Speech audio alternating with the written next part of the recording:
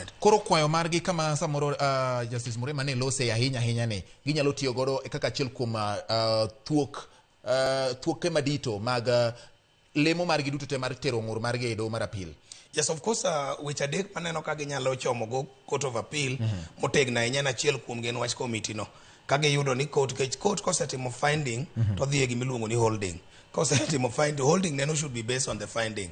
To ka ineno ka Mrima chalo ka gima giwacho ni gichope finding ni no nego bed ni giluwo yor committee, but holding to pogre koro kendo gi finding no, then therefore the court kendo hold ni ne ginyalo dhi whichever way. So one of the things magitero ng'ur magitero en wach mar ni committee, and ang'ene mano gidhi diede kabisa ni committee ema ne nyaka lu kendo nyaka ming'ani thuolo.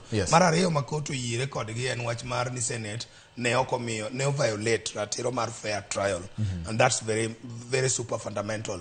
Nika court osechope finding ni the fundamental human rights miluongo ni fair trial obedo violated, there must be remedy. Wawacho in law ni there can never be a breach without sanction.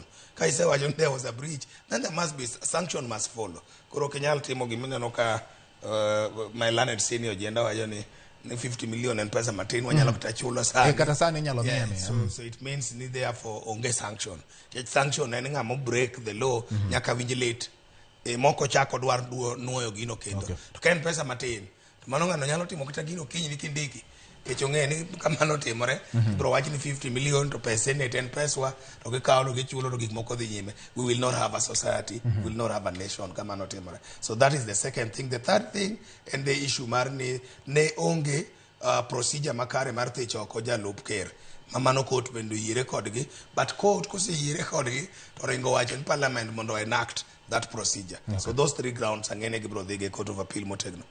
Erokamano ahinya wakili Salim Odeny kuom yudo thuolo mar loso gi nyikwara Mogajwang' kendo lero negi fuono negi tiendo wachni. Erokamano ahinya kuom bedo gi horuok kaka wechegi no yware ma ochopo saa 4:11 mar otieno pod gi paka ahinya ma ok thuolo mokwongo mabedo kodi nyaka thuolo machalo kod magi nikech koro piny ogore gi wadgi wewa mondo in bende